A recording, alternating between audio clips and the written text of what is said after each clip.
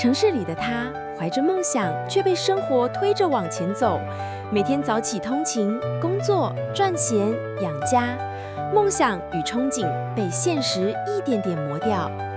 那些曾经闪耀的热情，仿佛被日子冲淡，渐渐只剩下机械般的忙碌。